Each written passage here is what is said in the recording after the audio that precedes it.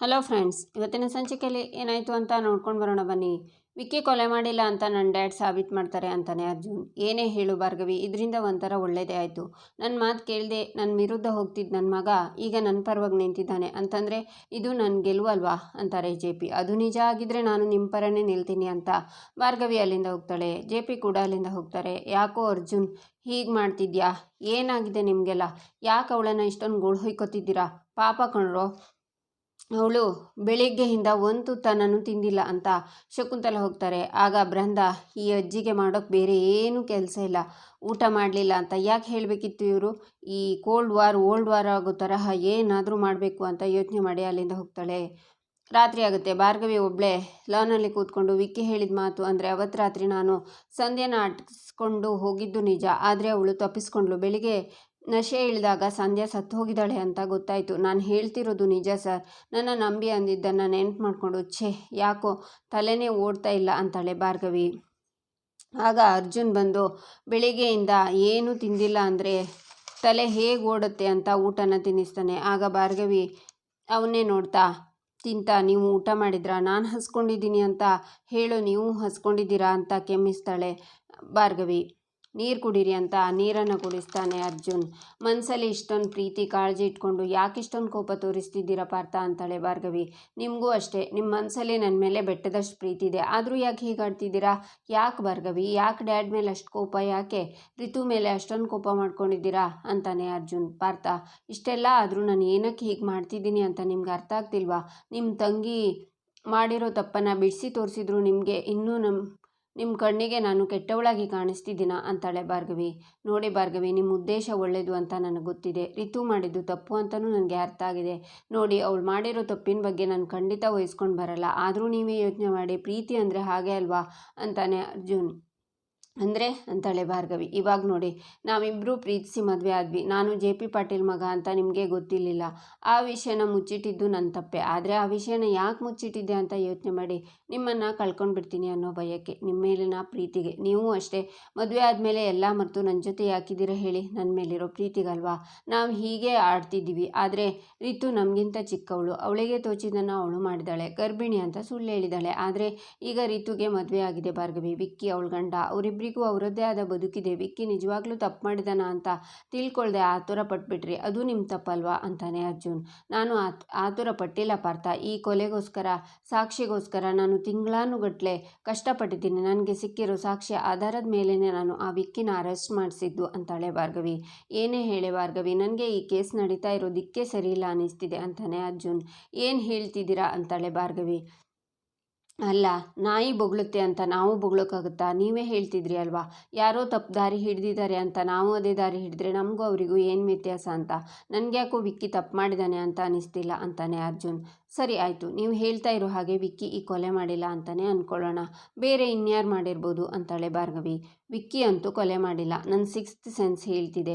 ನಿಜವಾದ ಕೊಲೆಗಾರ ಯಾರು ಅಂತ ತಿಳ್ಕೊಳ್ಳೋಕೆ ನಾವೇನಾದರೂ ಮಾಡಲೇಬೇಕು. ಈ ಕೇಸಿಗೆ ಸಂಬಂಧಪಟ್ಟಿರೋ ಪ್ರತಿಯೊಬ್ಬರನ್ನ ನಾವು ಸಂದೇಹದಿಂದಲೇ ನೋಡಬೇಕು. ಬಹುಶಃ ಆವಾಗ ಏನಾದರೂ ಕ್ಲೂ ಸಿಕ್ಕರೂ ಸಿಗುತ್ತೆ ಅಂತಾನೆ ಅರ್ಜುನ್. ಸರಿ, ನಿಮ್ಮ ಮಾತಿನ ಹಾಗೆ ನಾವು ಕೊನೆ ಸಲ ಒಂದು ಪರೀಕ್ಷೆ ಮಾಡೋಣ. ನೀವು ಹೇಳೋ ಪ್ರಕಾರ ಕೊಲೆಗಾರ ಬೇರೆ ಇನ್ಯಾರೋ ಆಗಿದ್ದರೆ ಈ ಪರೀಕ್ಷೆಯಿಂದ ಸತ್ಯ ಹೊರಗೆ ಬರುತ್ತೆ ಅಂತಾಳೆ ಭಾರ್ಗವಿ. ಏನು ಪರೀಕ್ಷೆ ಅಂತಾನೆ ಅರ್ಜುನ್. ಸಂಧ್ಯಾ ಕೊಲೆಯಾಗಿದ್ದ ಜಾಗದಲ್ಲಿ ಒಂದು ಗೋಡೌನ್ ಇದೆ. ಆ ಗೋಡೌನಲ್ಲಿ ಒಂದು ವಿಡಿಯೋ ಸಾಕ್ಷಿನ ಬಚ್ಚಿಟ್ಟಿದ್ದಾರೆ. ಆ ಸಾಕ್ಷಿ ಏನಾದರೂ ನಮ್ಮ ಕೈ ಸೇರಿದರೆ ನಿಜವಾದ ಕೊಲೆಗಾರ ಯಾರು ಅಂತ ಗೊತ್ತಾಗುತ್ತೆ ಅಂತಾಳೆ ಭಾರ್ಗವಿ. ನಿಜವಾಗ್ಲೂ ಅಂದರೆ ಆ ವಿಡಿಯೋ ನಿಮ್ಮ ಹತ್ರ ಇದೆಯಾ ಅಂತಾನೆ ಅರ್ಜುನ್. ಅದೇ ಆಟ ಅರ್ಜುನ್, ಆ ವಿಡಿಯೋ ನಮ್ಮ ಕೈಗೆ ಸಿಕ್ಕೇ ಸಿಗುತ್ತೆ ಅನ್ನೋದನ್ನು ಹೇಳೋದು ಬೇಡ. ಅದರ ಬದಲು ನಿಮಗೆ ಯಾರ ಮೇಲೆ ಅನುಮಾನ ಇದೆಯೋ ಅವ್ರ ಹತ್ರ ಹೋಗಿ ಈ ವಿಡಿಯೋ ಬಗ್ಗೆ ಮಾತಾಡಿ. ಕೊಲೆಗಾರ ಅವರೇ ಆಗಿದ್ದರೆ ಆ ಜಾಗದ ಬಗ್ಗೆ ಗೊತ್ತಿರಲೇಬೇಕಲ್ಲ. ಇಲ್ಲಿ ತನ್ನಷ್ಟಕ್ಕೆ ತಾನೇ ಬಂದು ಬೋನಿಗೆ ಬೀಳುತ್ತೆ ಅಂತಾಳೆ ಭಾರ್ಗವಿ. ಈ ಪರೀಕ್ಷೆಗೆ ನನ್ನ ಒಪ್ಪಿಗೆ ಇದೆ ಅಂತಾನೆ ಅರ್ಜುನ್. ಸರಿ, ಮೊದಲು ಊಟ ಮಾಡಿ ಅಂತ ಊಟನ ತಿನ್ನಿಸ್ತಾನೆ ಅರ್ಜುನ್. ಆಗ ತುಟಿಲಿ ಅನ್ನ ಇರುತ್ತೆ, ಅದನ್ನು ಅರ್ಜುನ್ ಕೈಯಿಂದ ತೆಗಿತಾನೆ. ಇಬ್ಬರು ಪ್ರೀತಿಲೇ ಮುಳುಗ್ತಾರೆ. ಕೊಡಿ ಪ್ಲೇಟನ್ನು, ನಾನು ಇಟ್ಟು ಬರ್ತೀನಿ ಅಂತಾಳೆ ಭಾರ್ಗವಿ. ಪರವಾಗಿಲ್ಲ, ನೀವು ಆರಾಮಾಗಿ ಕೂತ್ಕೊಳ್ಳಿ ಅಂತಾನೆ ಅರ್ಜುನ್.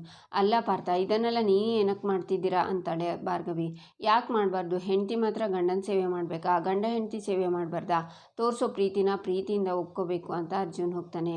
ಈಚೆ ಬೃಂದ ಕಿಚನಲ್ಲಿ ಗ್ಲಾಸನ್ನೆಲ್ಲ ಒರೆಸ್ತಾ, ಕೆಲಸ ಮಾಡ್ತಿದ್ದೀನಿ ಅಂತ ಎಂಥ ಗತಿ ಬಂತು ನನಗೆ, ಕೆಲಸ ಮಾಡಿಲ್ಲ ಅಂದರೆ ಮಾವಂಗೆ ಹೇಳ್ತೀನಿ ಅಂತ ಹೆದರಿಸ್ತಾರೆ ಅಂತಿರುವಾಗ ಒಂದು ಗ್ಲಾಸು ಕೆಳಗೆ ಬಿದ್ದು ಒಡೆಯುತ್ತೆ. ಆಚೆ ಈಚೆ ನೋಡಿ ಬೃಂದ, ಬೇಗ ಬೇಗ ಹೋಗಿ ಗುಡಿಸಿ ಅದನ್ನು ಕ್ಲೀನ್ ಮಾಡುವಾಗ ಚರಣ್ ಬಂದು ಬೃಂದಾ ಇದು ನೀನೇನಾ ಅಂತಾನೆ. ಯಾಕೆ ಅಂತಾಳೆ ಬೃಂದಾ. ಈ ಮನೇಲಿ ದೃಷ್ಟಿ ಬೊಂಬೆ ಥರ ಓಡಾಡ್ತಿದ್ದಳು ನೀನು, ಕೆಲಸನೂ ಮಾಡ್ತಾ ಇರಲಿಲ್ಲ, ಅದಕ್ಕೆ ಕೇಳಿದೆ ಅಂತಾನೆ ಚರಣ್. ಗಾಜು ಒಡೆದಾಗಿರೋ ಈ ಆತಂಕ ಈ ಮನೆ ಮುರಿಯೋಕ್ಕೂ ಮುಂಚೆ ಇದ್ದಿದ್ರೆ ನೀನು ಉದ್ಧಾರನಾದರೂ ಆಗ್ತಿದ್ದೆ ಅಂತಾನೆ. ನನ್ನ ಆಡ್ಕೊಳ್ಳೋದನ್ನು ಬಿಟ್ಟು ಬಂದು ನನಗೆ ಹೆಲ್ಪ್ ಮಾಡು, ಅತ್ತೆ ನೋಡಿದರೆ ನನ್ನ ಕತೆ ಮುಗೀತು ಅಂತಾಳೆ ಬೃಂದಾ. ನೀನು ನಮ್ಮನೆಯವ್ರಿಗೆ ಹೆದರು ಪರಿಸ್ಥಿತಿ ಬಂದಿದ್ಯಾ? ಸಾರಿ ಬಂದಿದ್ದಲ್ಲ ಭಾರ್ಗವಿ, ತಂದಿದ್ದು.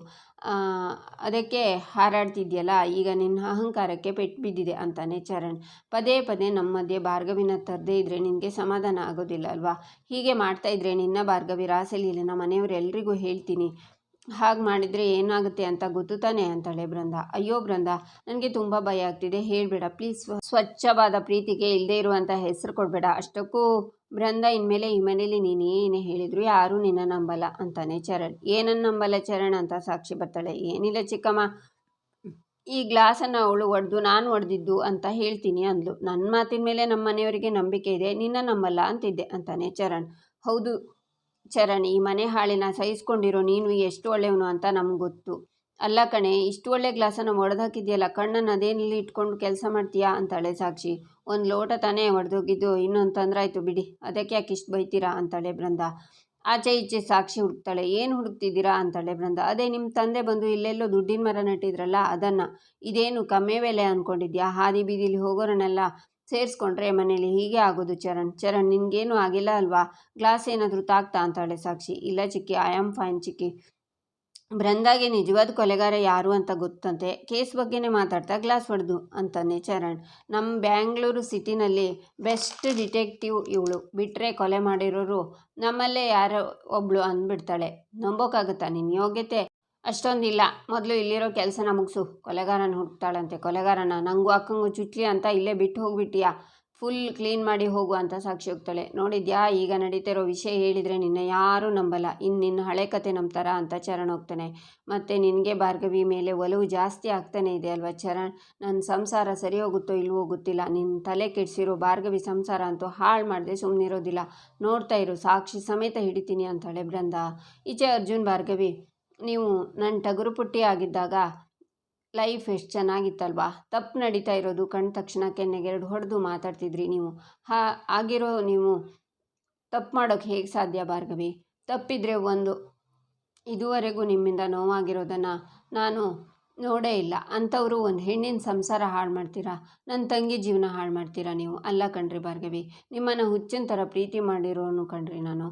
ಇದು ಈ ಮನಸ್ಸು ನಿಮ್ಮನ್ನು ಕಣ್ಮುಚ್ಚಿ ಬೋ ಅನ್ನತ್ತೆ. ಆದರೆ ಏನು ಮಾಡಲಿ, ಪರಿಸ್ಥಿತಿ ಹಾಗಿಲ್ವಲ್ಲ. ನಿಮಗೆ ತಾಳಿ ಕಟ್ಟಿ ನಿಮ್ಮ ಕಷ್ಟ ಸುಖದಲ್ಲಿ ಜೊತೆಯಾಗಿರ್ತೀನಿ ಅಂತ ಮನೆ ಕರ್ಕೊಂಡು ಬಂದು ನಿಮ್ಮ ಬಗ್ಗೆ ಅನುಮಾನ ಪಟ್ಟಿದ್ದು ನನ್ನ ತಪ್ಪು. ಆದರೆ ನಿಮ್ಮ ಕಣ್ಣಿಗೆ ಕಾಣ್ತಾ ಇರೋ ನಿಜಾನೇ ಅಲ್ಲ.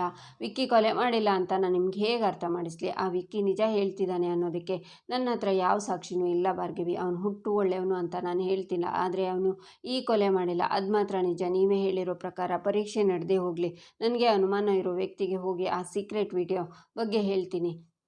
ನನ್ನ ಬುದ್ಧಿ ಹೇಳ್ತಿರೋ ಮಾತು ನಿಜಾನೇ ಆಗಿದ್ರೆ ಆ ಕೊಲೆಗಾರ ಸಿಕ್ಕಾಕೊಳ್ಳೇಬೇಕು. ಆವಾಗ ನೀವು ನಂಬಿರೋ ಸತ್ಯಕ್ಕೂ ಜಯ ಸಿಗುತ್ತೆ ಭಾರ್ಗವಿ.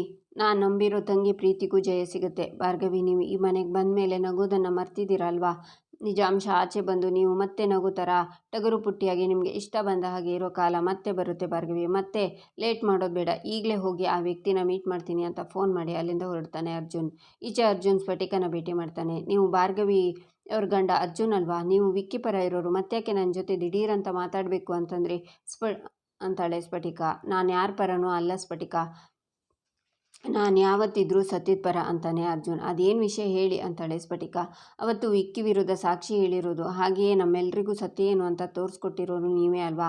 ಅದಕ್ಕೆ ಒಂದ್ಸಲ ಫೇಸ್ ಟು ಫೇಸ್ ಮೀಟ್ ಆಗಿ ಥ್ಯಾಂಕ್ಸ್ ಹೇಳೋಣ ಅಂತ ಬಂದೆ. ಈ ಕೇಸ್ಗೋಸ್ಕರ ಭಾರ್ಗವಿ ತುಂಬ ಕಷ್ಟಪಟ್ಟಿದ್ದಾರೆ, ಆದರೆ ಏನು ಮಾಡಲಿ, ಅವ್ರು ಪಟ್ಟಿರೋ ಶ್ರಮ ಸೇರಿಸಿ ಯಾರಿಗೂ ಗೊತ್ತಾಗಿಲ್ಲ. ಥ್ಯಾಂಕ್ಸ್ ಕೊಡು. ಕೊನೆಗೂ ಕೊಲೆಗಾರ ಯಾರು ಅನ್ನೋದು ಎಲ್ರಿಗೂ ಗೊತ್ತಾಯಿತು. ನೀವು ಬಂದಿಲ್ಲ ಅಂದಿದ್ರೆ ವಿಕ್ಕಿ ಎಂಥವನು ಅಂತ ಸತ್ಯ ಬಯಲಾಗ್ತಾನೆ ಇರಲಿಲ್ಲ. ಥ್ಯಾಂಕ್ ಯು ಸ್ಫಟಿಕ ಅಂತಾನೆ ವಿಕ್ಕಿ. ಪರವಾಗಿಲ್ಲ ಬಿಡಿ, ನನ್ನಿಂದ ಒಬ್ಬ ಕೊಲೆಗಾರ ಕಿರಾತಕ ಜೈಲಿಗೆ ಹೋದ್ನಲ್ಲ ಅನ್ನೋ ಸಮಾಧಾನ ನನಗಿದೆ ಅಂತಾಳೆ ಸ್ಫಟಿಕ. ಅವತ್ತು ರಾತ್ರಿ ನೀವು ಸಂಧ್ಯಾನ ಕಾಪಾಡೋಕ್ಕೆ ಎಷ್ಟು ರಿಸ್ಕ್ ತಗೊಂಡ್ರಿ ಅಲ್ವಾ? ನೀವು ನಮ್ಮ ಭಾರ್ಗವಿ ಥರ ಗಟ್ಟಿಗಿತ್ತೀನಿ, ಸಮಾಜಕ್ಕೆ ನಿಮ್ಮಂಥ ಹೆಣ್ಮಕ್ಳ ಅವಶ್ಯಕತೆ ತುಂಬಾ ಇದೆ ಅಂತಾನೆ ಅರ್ಜುನ್. ಅಷ್ಟು ಪ್ರಯತ್ನ ಪಟ್ಟರು ಸಂಧ್ಯಾನ ಉಳಿಸ್ಕೊಳ್ಳೋಕ್ಕೆ ಆಗಲಿಲ್ಲ ಅಂತಾಳೆ ಸ್ಫಟಿಕ. ಹೌದು, ಆ ಒಂದು ದುಃಖ ನಮ್ಮೆಲ್ಲರಲ್ಲೂ ಹಾಗೇ ಉಳ್ಕೊಂಡಿದೆ. ಅಂದಹಾಗೆ ಅವತ್ತು ರಾತ್ರಿ ವಿಕ್ಕಿ ಗೆಸ್ಟ್ ಹೌಸ್ ಹತ್ರ ನೀವೇನು ಮಾಡ್ತಿದ್ರಿ ಅಂತಾನೆ ಅರ್ಜುನ್. ಕೋರ್ಟಲ್ಲಿ ಹೇಳಿದ್ನಲ್ಲ, ನನ್ನ ವಿಕ್ಕಿ ಮಧ್ಯೆ ಇರೋ ಸಮಸ್ಯೆನ ಬಗೆಹರಿಸ್ಕೊಳ್ಳೋಕ್ಕೆ ಹೋಗಿದ್ದೆ ಅಂತಾಳೆ ಸ್ಫಟಿಕ. ಹೌದು, ವಿಕ್ಕಿ ಅಲ್ಲಿರೋ ವಿಷಯ ನಿಮ್ಗೆ ಹೇಗೆ ಗೊತ್ತಾಯಿತು? ಅವತ್ತು ವಿಕ್ಕಿನೇ ಮೆಸೇಜ್ ಮಾಡಿ ಆ ಲೊಕೇಶನಲ್ಲಿ ಇದ್ದೀನಿ ಅಂತ ಹೇಳಿದ್ದ ಅಂತಾಳೆ ಸ್ಫಟಿಕ. ಸರಿ ಸರಿ, ಅಂದರೆ ಸಂಧ್ಯಾ ಅಲ್ಲೇನು ಮಾಡ್ತಿದ್ಲು ಅಂತಾನೆ ಅರ್ಜುನ್. ಅದು ನನಗೇನು ಗೊತ್ತು, ನಾನು ಹೋಗುವಾಗ ದಾರಿಲಿ ಸಂಧ್ಯಾ ಸಿಕ್ಕಿದ್ಲು, ಅವಳಿಗೆ ಹೆಲ್ಪ್ ಮಾಡಿದೆ, ಸೇವ್ ಮಾಡೋದಕ್ಕೆ ಟ್ರೈ ಮಾಡಿದೆ ಅಂತಾಳೆ ಸ್ಫಟಿಕ. ಪಾಪ, ನೀವು ಒಳ್ಳೆ ಕೆಲಸನೇ ಮಾಡಿದ್ದೀರಾ. ಆದರೆ ಏನು ಮಾಡೋದು, ನಮ್ಮ ಸಂಧ್ಯಾ ಹಣೆ ಬರನೇ ಸರಿ ಇಲ್ಲ. ಅವತ್ತು ವಿಕ್ಕಿ ಕುಡ್ದಿದ್ನಾ ಅಂತಾನೆ ಅರ್ಜುನ್. ಕೇಳ್ತಿದ್ದೀರಲ್ಲ, ಕಂಠ ಪೂರ್ತಿ ಕುಡ್ದಿದ್ದ, ಅದಕ್ಕೆ ರಾಕ್ಷಸನ್ ಥರ ಆಡಿದ್ದು ಅಂತಾಳೆ ಸ್ಫಟಿಕ. ಅವತ್ತು ಸಂಧ್ಯಾಗಿಂತ ಮುಂಚೆ ನಿಮ್ಮ ಮೇಲೆ ಅಟ್ಯಾಕ್ ಮಾಡ್ದ ಅಲ್ವಾ ಅಂತಾನೆ ಅರ್ಜುನ್.